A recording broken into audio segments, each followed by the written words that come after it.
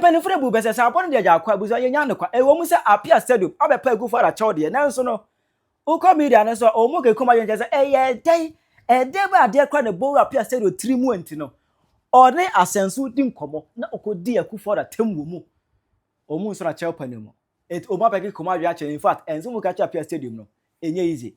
Memory moon watch the wagon, Amame, our comment session. I Penyah broke media, Mess was any demo. Over like video, no doubt, my subscribers and some back the benefication connect latest update. Now, bet the wagon, Amame, our comment session.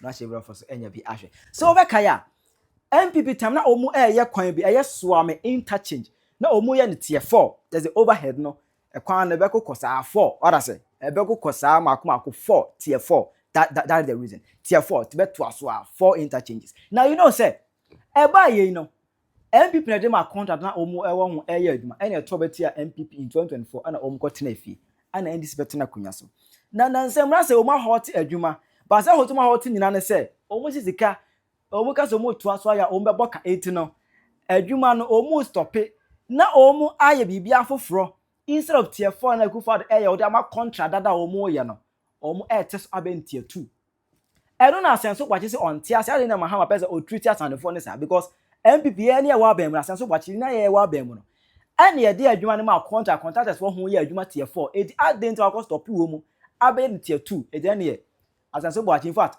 or exposing Mahama. When you didn't tell one argument, but over exposing Mahama. Aaron appears to on Tiasia. Many appears to the bro Mahama memu, but appears to on Tiasia. Emma Onya but tre far from a friend honorable Asenso Boache.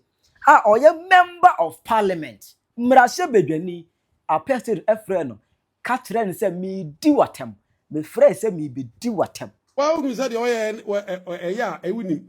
It is and I'm just what also what to be some can also be as a way a day. If that the media make can be a sensible function. Oh, that be my when you say I will stop my fire, make it come at me actually. Make it come at me as I saw ya, and your mom, the quick. Oh, yeah, Palacras and so. Oh, you know the right person, because I said. If there any, don't be more aware that me baby do what them the man can't answer. So I'm dead. Papa said, "I can't create." As I said, "You tell me, oh, you did your mama in my phone." Emma, in the course of conversation, appears to the dear Akufo Addo now. If that your mama is far better than Akufo Addo. All right, Martin. And then my mama here 1 year Akufo Addo now. Osifa kwa no done and no so with one quarter. Not just Emma.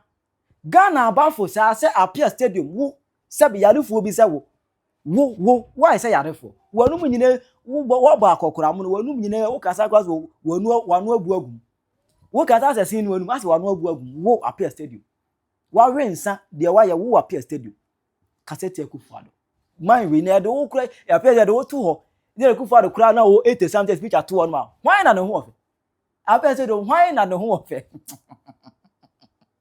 see de speech at ho no de Akufo speech we tu Appiah Stadium wo de Akufo Addo pa why na no ho ofe hey enwe buza de chinye no o de nkwan chen acha opa bi abaye baruko media so muso munsom there be a person aye nyambrasem o ye niam ho sem na ni so kasa sai to o ba ikoma adwen e de akire no Appiah Stadium se say na do da na de kwasi apanyi mi muso asem Appiah Stadium o man ko ye o mu di anyway o ko ye wia no abekasa why jibifo kwasia eso baby nya adwuma na ntwie kwase ananado ene nkokwa ketekete re free SHS na say the NDC have a right to them to have a freedom to insult, but in me Appiah Stadium or no, that's his character. But this one I'm just advising him to just go back to apologize for former President Akufo Addo, because he start the insult. We will finish the job for him. He will start it, but we will finish the job for him. You understand? But the only thing I can say about the President Mahama, he should be present for all, because he advises everybody. If you make any radical comment or insult, they will use a PIN code number to arrest you. You see? And today, Kofi Nkansa is here. And what about Appiah Stadium? So if Appiah Stadium make that damage comment against our former president. So do you think, as a me leading the youth and me and Moses Abo, when tomorrow somebody youth also put phone or camera in face to insult President Mahama, do you think I should control him?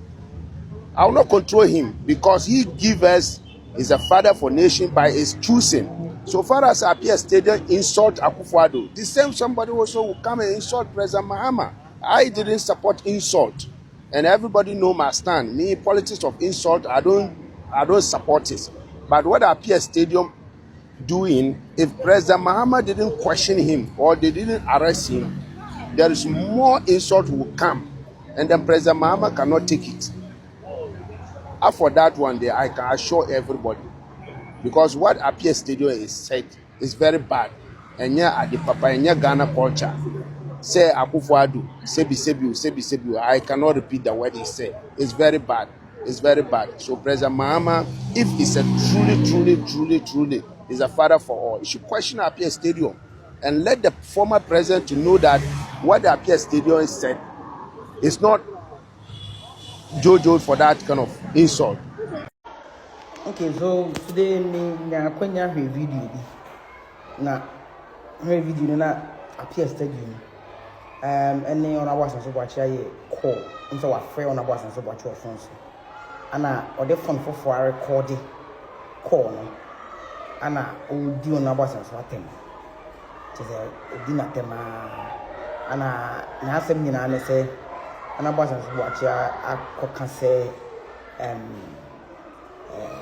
from interchange, you know, 2 tier no more day, but only 4 tier now, and Honorable Sansobuachi has no right to talk about the from interchange because now MPP or power MPP and near yet.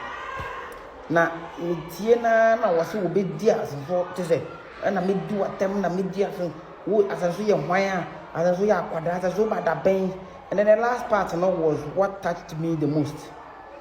When all the on was watch at them, I was watching because you know, or can you, Matino? No one said, on a was watching hanging up, then not Appiah Stadium, Naka said, idiot, were hanging up. And I was like, really? Like, seriously? Idiot. On a was watching idiot, Appiah Stadium. Appiah Stadium. Appiah Stadium. As you know, what watching idiot. Appiah Stadium. No, Appiah Stadium. I'm not watching idiot. And me shana me who say and should I never want because me sure say who say he's not been in the media for some time. Yeah, Muhammad and man is kind of saying and he has to do something now. Ebema what me what trend kakra na waba social media no so na manfo di ne ho nkomo because e ba ye na hu se GH media for ne GH page ne Ghana web for nyina kan wasem. That's what he was looking for. And then Nsaka, but how does Appiah Stadium cause on numbers and so what idiot? Appiah Stadium. And then they mean who said no recording. I said, or the phone for ask your phone, no or recording. So it made me feel like what said that like this is something or said that you yeah. Na me who said until nyana who say wa frɛ on abo so what na no was so what ya pick a call. And so what you pick your call and then you think you have to record it and the number. That's what you order the number and no problem get the crowd. It's never a problem because in his constituency he gives his number to almost every single person. Every citizen be indigent be or man be or no so what number. But you are Appiah Stadium in sort of numbers call him idiot. Hey! Appiah Stadium. At the media, we didn't know. When and tray, our patcho, as why any more. We are penny. A crown of fast so the room internet is so new no money in a wow brand, but I'm ready to say, essay would any a company for. Yeah, you movie do a cheer and I say a person because of an uncertainty. but so could di penny to send another attempt the one idea. And now something hinty. The well see walk was anti a whole one another. Oh, 2-4 Yamikasi. Santimine Nera and Tina. It will be a movie videos are yeshe. Nanki bitchum. I didn't know did another attempt. Another right there. So only as soon as and put it in another attempt, Massa. The way and pay you cry. Stadium. What's your sentiment? What your sentiment? Go to for no.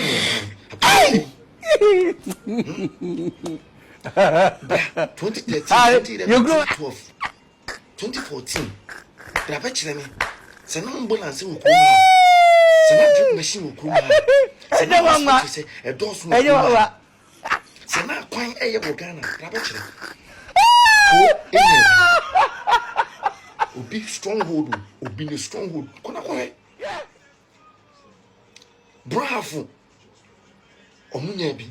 Shanty region. What the asphalt far, but ain't one the asphalt alpha. A word doom, and a hojo, and an impatem way. Education, Brabach, there's an air. Once I make a only on no more quite. What the Santa region, and soon you what? Jimina do swan, my other refuse as a woman quite. Cataconto pibinum. One massa croma, I'm a tailor, a 2-foot gumani, than could be a dear town. Just as a croma, contenting a material dear to Mamma who be cabby. Eh, yebeba. Media is yebeba, in yebeba. Dear Dunes yeba. Obey the way yaba, will be tax free, as I restore tax. Like, oh, what's a woman? Dollar escafodia, or buy one on panashino. Senior my buy one on punishing or punish teacher or punish nurse or punish doctor. One on punishing.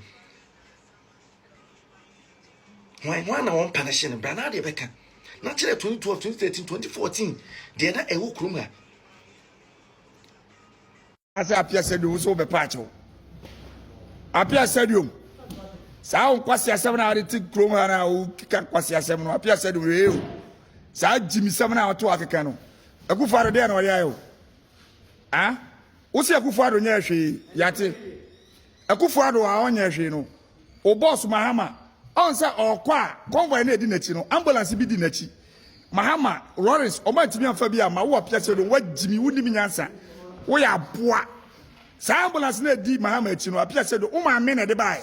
Ana wo papa na de ba Mahama be fa odidi ochi anya Akufo Addo na odidi na ta na de ba unim nyansa wa Appiah Stadium minim sesa wa nyina gya onyansa wo Kenya ase wa Jimmy bruta wo Appiah Stadium wa gya onyansa wo Kenya ase wo papa panyina ono o cha wo papa kura wo utimi bie wa no udidi na tem akola bi fafo no odidi watem a enya wo de wo unim nyansa eya wo ko Asante Regional Minister wa oh, when I been a sissy on Appiah Stadium Jimmy for Kwasia Penyah. Side judges for the no. Who Appiah Stadium official who out in Ghana. A Bible and at me sissy side and we are Appiah Stadium what Jimmy Pa uni answer. Duru manka Appiah Stadium. Manka kaji. A duru one shege. Who did you go for atem? A boati. Aba waba. No what me sit there my judges for omudum. Oh, Baba Jacka Sana Nusu, Appiah Stadium what Jimmy we are boa. Who did me answer? Kwasia Penyah. Mama ya kwa ambulance na di n'echi no. Papa, Akufo Addo na de ba yo. Kwasia Penyah wati. Wo ya lucky so apart we kura be ma otufo bo no. Kwasia Penyah ya da wasi. Appiah Stadium. Onipa kasa, oso kasa bi. Nipa kasa, oso kasa bi. Se me ko hema minti a se Mahama 1 year obedi no. Far better than Akufo Addo 8 years. Unimi nyansa. Unsua ade. Akufo Addo 1 year hwe kwa the free education make us say obusia ni bia na bia o ma no yarefo no kwa ka obi. Mahama 1 year no then na waye obekire say Mahama ba we na waye ma abo the whole Ghana. Unimi nyansa. Nana do nyame betua wo ka nanado ne nyankopon ne betua oka apacha o apa no emfa nanado onye ohwiu onche wuti se mahama ye koka bia oba be chi nanado onchi wo but ne nyankopon betua oka nanado nyankopon betua oka pa wa Appiah Stadium na office bia o kasa keke ye nkasa ntie panyi eye wabusu na se ye o papa nka wo wani beji pa post wo papa no ma me ni enhwe wo mo unimi nyansa kra se o former president wabeye bibi ama aso wo so covid by kwasia nka ungu anya nanado na je wo nkwa wano kese anya nanado na je wo nkwa fe now is security of stadium Akufo Addo Kufo time we is the security of Kumasi Sports Stadium unnibi nyansa sananado wedi nanado ska da nanado nyankopon betua oka wa Appiah Stadium nanado nyame betua oka na eboboba Chira wa bia mama e wo comment section. Ayi Penyah Block Media. Akra.